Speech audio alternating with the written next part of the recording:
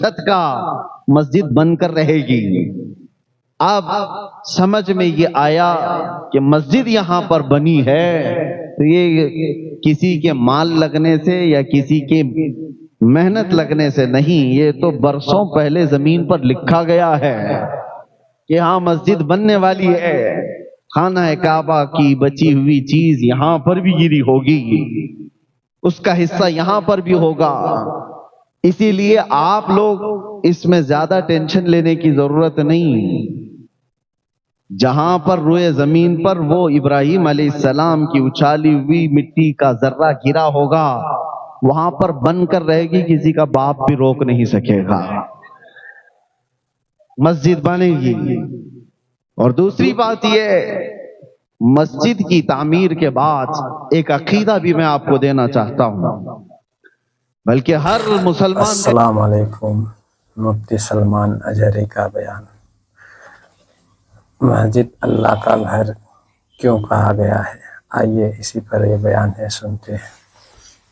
اس رب ذوالجلال کے حضور حاضر ہونے کے لیے، اپنی پیشانیاں جھکانے کے لیے بیت اللہ کی تعمیر کی ہے۔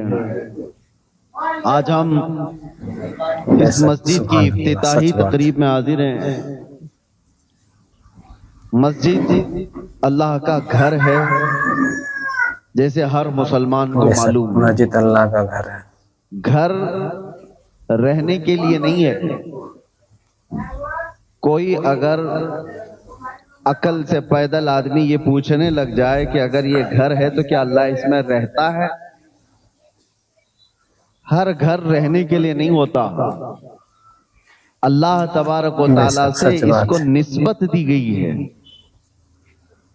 کہ گھر رہنے کا نہیں ہے، بلکہ اس کی ملکیت، اس کا مالک صرف اللہ ہے۔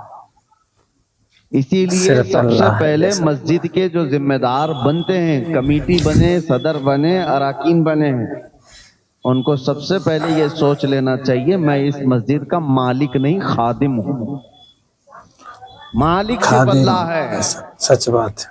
اور اسی وجہ سے کسی مسجد کو ہم ایک جگہ سے دوسری جگہ ٹرانسفر کرنے پر کیوں نہیں مانتے؟ مسجد کے متعلق کتنی شہادتیں ہو گئی، کیوں نہیں؟ اس کی وجہ یہ ہے کہ میری بات ہو، میری ملکیت ہو تو میں کمپرومائز کروں، جو اللہ کی ہے اس میں میں کیسے دخل کر سکتا ہوں؟ مسجدیں اللہ کی ہیں۔ اور آج شہر رانی بن نور کی اس سرزمین پر جو یہ لہلاتا ہوا چمن دکھ رہا ہے، اس کی ایک تاریخ بھی میں بتا دوں۔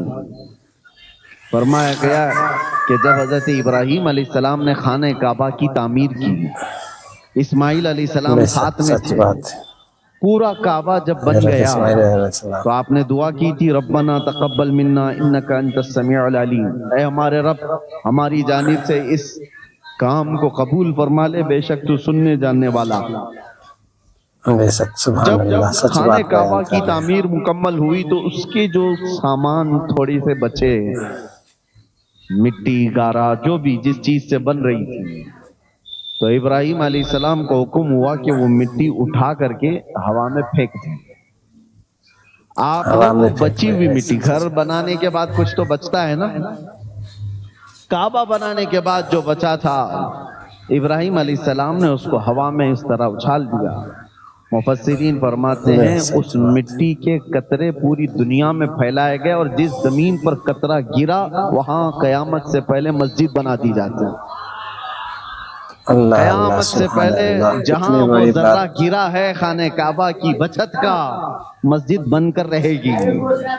اب سمجھ میں یہ آیا کہ مسجد یہاں پر بنی ہے تو یہ کسی کے مال لگنے سے یا کسی کے محنت لگنے سے نہیں، یہ تو برسوں پہلے زمین پر لکھا گیا ہے کہ ہاں مسجد بننے والی ہے، خانہ کعبہ کی بچی ہوئی چیز یہاں پر بھی گری ہوگی، اس کا حصہ یہاں پر بھی ہوگا۔ اسی لیے آپ لوگ اس میں زیادہ ٹینشن لینے کی ضرورت نہیں۔ جہاں پر روئے زمین پر وہ ابراہیم علیہ السلام کی اچھالی ہوئی مٹی کا ذرہ گرا ہوگا، وہاں پر بن کر رہے گی، کسی کا باپ بھی روک نہیں سکے گا۔ रोक नहीं सकता। सच बात, मस्जिद बिल्कुल बनेगी। सच बात। और दूसरी बात ये, मस्जिद की तामीर के बाद एक अकीदा भी मैं आपको देना चाहता हूं, बल्कि हर मुसलमान का यह अकीदा है। इतना सजाया आपने मस्जिद को, लाखों इसमें खर्चा किए हैं, इसके दीवार से लेकर इसके मिंबर, इसके मेहराब, इसकी कालीन, इसके झूमर, इस सारी चीजों से इसको रंग रोगन से सजा दिया है। और इसलिए भी मैं इसको गलत नहीं ठहरा रहा, होना यही चाहिए कि हमारा घर जितना ना सजे उससे कई दर्जे ज्यादा अल्लाह का घर सजा ज्यादा हुआ। मस्जिद अल्लाह का घर पहले तो सजना बुजुर्गों का चाहिए। ये सच मामूल बात। होता था कि मस्जिद से ऊपर किसी का मकान नहीं होता था, मस्जिद से ऊंचा आज भी गली में नहीं किसी का होता। मकान नहीं होता था कि अल्लाह का घर है, उससे बड़ा घर किसी का नहीं होना चाहिए। खाने काबा पर भी यही था मामूल। ये तो अब के जालिमों ने बड़ी बड़ी ऊंची बिल्डिंगें बनाई हैं, बरसों से वहां पर भी ताबाइन ये कहते थे हज खाने काबा बैतुल्लाह जितनी ऊंची तामीर है, उससे ऊंची तामीर उस जमाने में किसी के घर की नहीं थी। होना भी यही चाहिए। हम अपनी इस्तिताअत के मुताबिक अल्लाह के घर को खूब सजाते हैं, आपने भी बहुत सजाया है, बेशक। आज इसका इफ्तिताह है। लेकिन एक सवाल कभी आप कमेटी वालों से करते, इमाम से करते कि ये पूरा मकान अल्लाह का, ये घर पूरा सज तो चुका है, लेकिन इसमें कहीं खुदा की तस्वीर क्यों नहीं है? खुदा यहां पर तस्वीर क्यों दिखता नहीं क्यों है? नहीं है?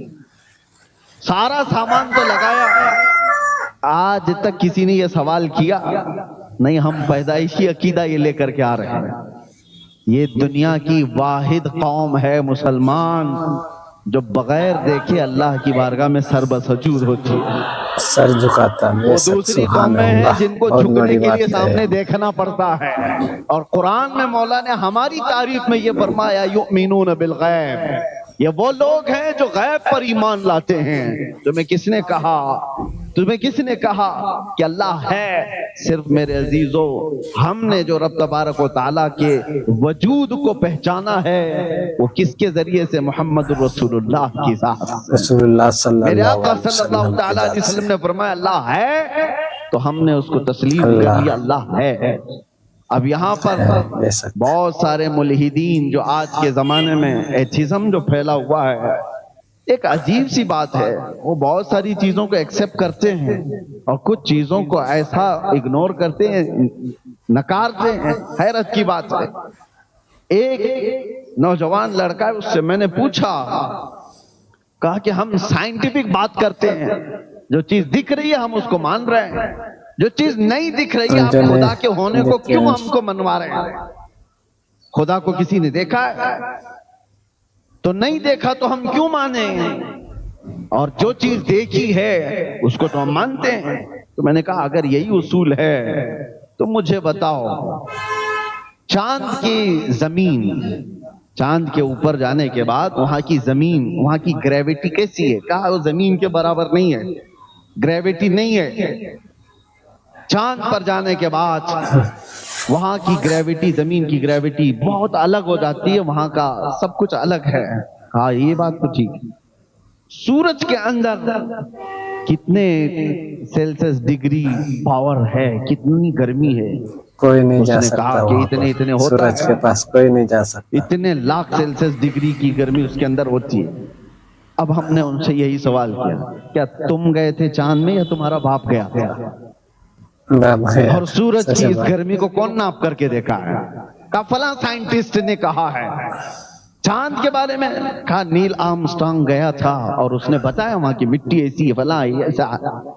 कहा फर्क तो यही है, तू भी सुनी हुई बात को ही मान रहा है, हम भी सुनी हुई बात को मान रहे सच हैं, बात। और तू नील आर्मस्ट्रांग का मुरीद है और मैं मोहम्मदुर रसूलुल्लाह सल्लल्लाहु अलैहि वसल्लम। तू दुनिया के एक साइंसदान की बात पर यकीन करके बैठा हुआ है, चांद ऐसा है, तू खुद भी नहीं गया।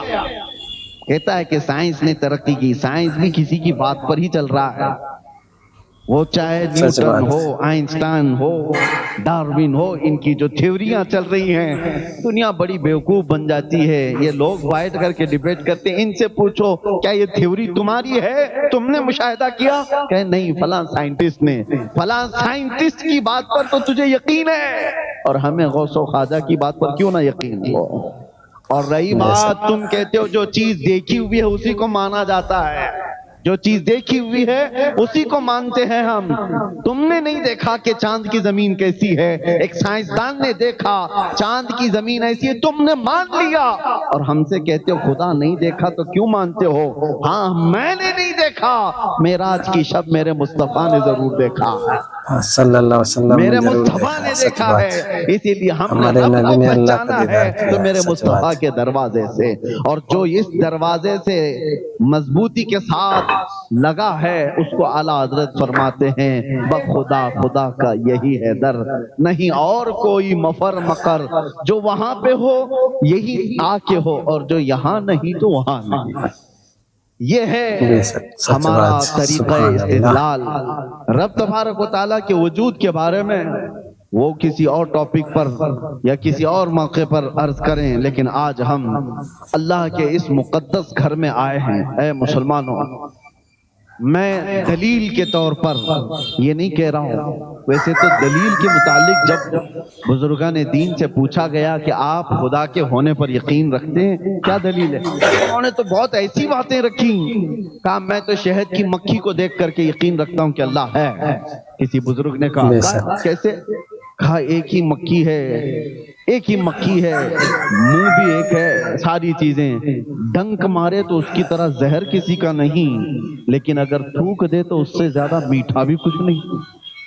یہ کیسے؟ سبحان اللہ۔ اور ایک دو نہیں، حضرت سفیان فرماتے ہیں کہ شہتوت کا درخت ہوتا ہے، اس کو ہرن بھی کھاتی ہے، شہد کی مکھی بھی اس کو چوستی ہے، اور اس کے علاوہ کئی جانور اس سے شہتوت کو کھاتے ہیں۔ شہد کی مکھی کھائے تو شہد دے، ہرن کھائے تو مشک اور نافع، اور بکری اور گائے کھائیں تو دودھ، سب ایک ہی چیز سے لے رہے ہیں لیکن دینے والی چیزیں ان کے اندر بدل جاتی ہیں۔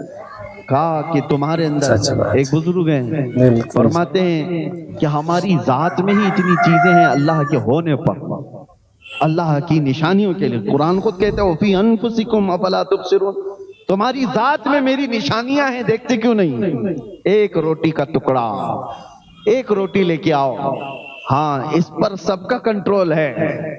اگر گیہوں کی روٹی ہے تو کسان نے بویا ہوگا، فصل اگایا ہوگا، کٹائی کیا ہوگا، اس کے بعد بازار میں گیہوں آئے ہوں گے، وہاں تک بھی کتنے گیہوں آپ کو خریدنا ہے وہ آپ کا اختیار ہے، 1 کلو لینا ہے، 2 کلو لینا ہے آپ لوگ، آٹا باریک پسوانا ہے، موٹا پسوانا آپ کا اختیار ہے، آٹے کے بعد روٹی بڑی بنانا ہے، چھوٹی بنانا ہے آپ کا اختیار ہے، تیل والی بنانا ہے، سوکھی بنانا ہے آپ کا اختیار ہے، روٹی بیل کر کے بنانا ہے، ہاتھ سے مار کے بنانا ہے آپ کا اختیار، روٹی پوری بن گئی، لقمے 4 کر کے کھانا ہے کہ 6 کر کے کھانا ہے آپ کا اختیار، سب یہاں تک تو تمہارا اختیار، چبا کر کے نگل جانے کے بعد اس روٹی سے گوشت کتنا بننا ہے، خون کتنا بننا ہے، پیپ کتنا بننا ہے، اس میں تمہارا کوئی اختیار نہیں۔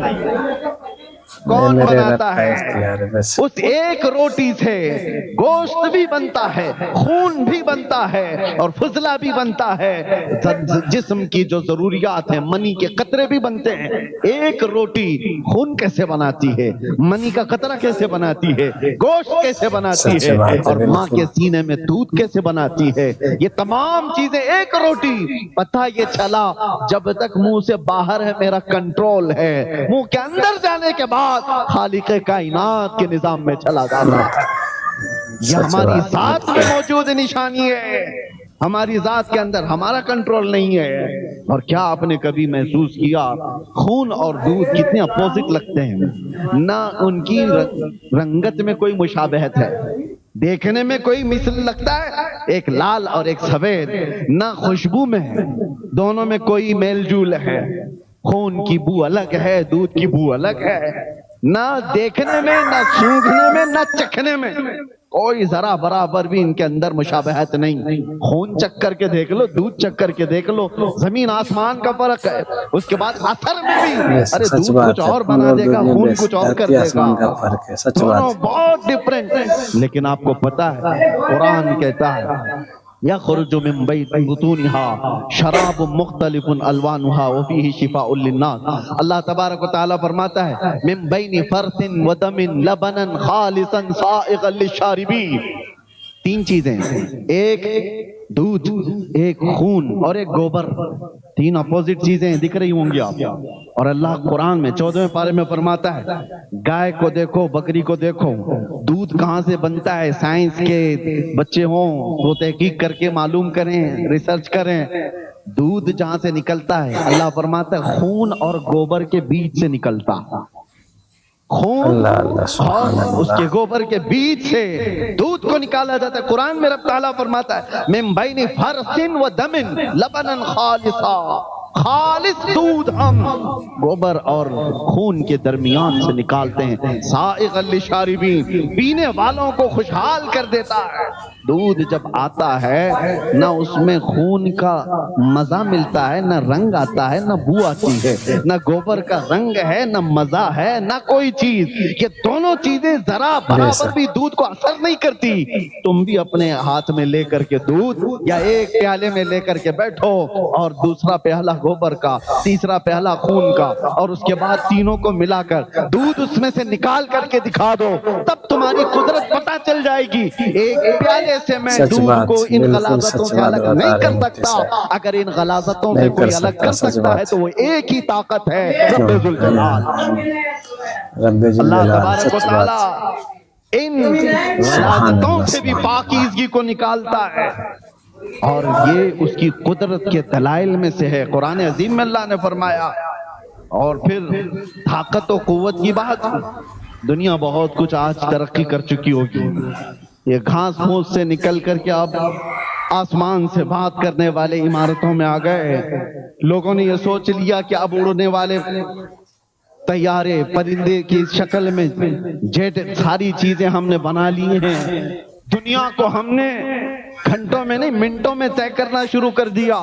لیکن یہ سب چیزیں ہونے کے بعد آج تک پوری کائنات میں کسی نے یہ دعویٰ نہیں کیا کہ میں کسی کی جان بھی ڈال سکتا ہوں۔ یہ ایک چیز ایسی ہے جو انسان مرتے دم تک بلکہ قیامت تک اس کو نہیں کر سکے گا۔ کیوں؟ قرآن میں اللہ تعالیٰ فرماتا ہے کہ یہ انسان کی بات تو چھوڑو، رب تبارک و تعالیٰ یہ فرماتا ہے وَمَا قَدَرُ اللَّهَ حَقَّ قَدْرِهِ۔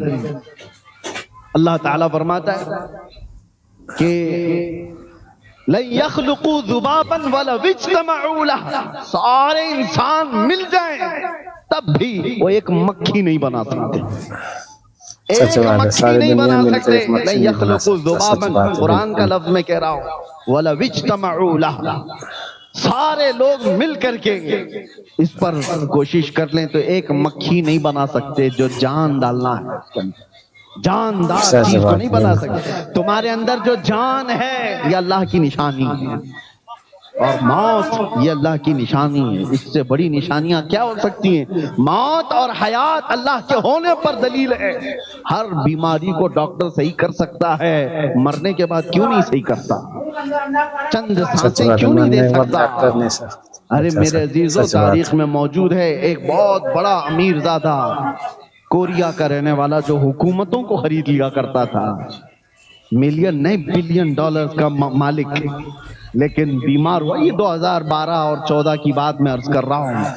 ایک بہت بڑی ٹیلی فون کمپنی کا مالک دنیا میں، جس نے پورا ہنگامہ مچا رکھا تھا، بیمار ایسا ہوا کہ بستر پر گرا۔ جانتے ہو پر ڈے اس کو ڈاکٹر دیکھنے کے لیے جو آتے تھے 1 کروڑ کا خرچہ تھا، 1 کروڑ پر ڈے۔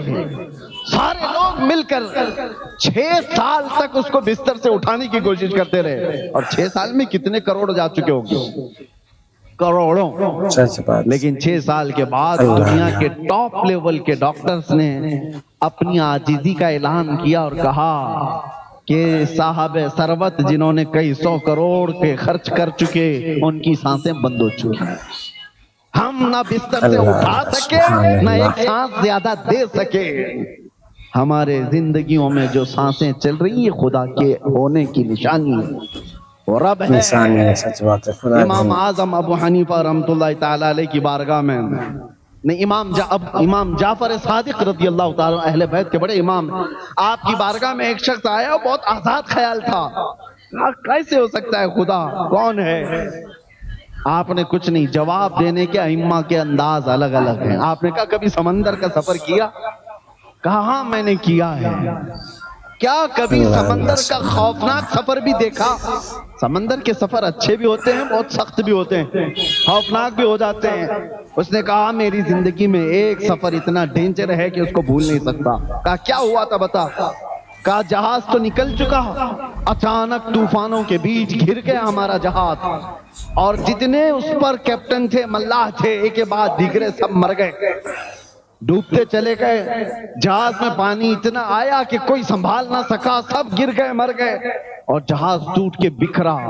تو میں نے پہلے تو یہ سوچا تھا کہ یہ ملاح کسی طرح نکال لیں گے، نہیں وہ سب مر گئے. تو جہاز کے سوچا کہ یہ کسی طرح تیر کر باہر آ جائے گا، جہاز ٹوٹ گیا. ایک تختہ بچا تھا، میں اس تختے پر آ گیا.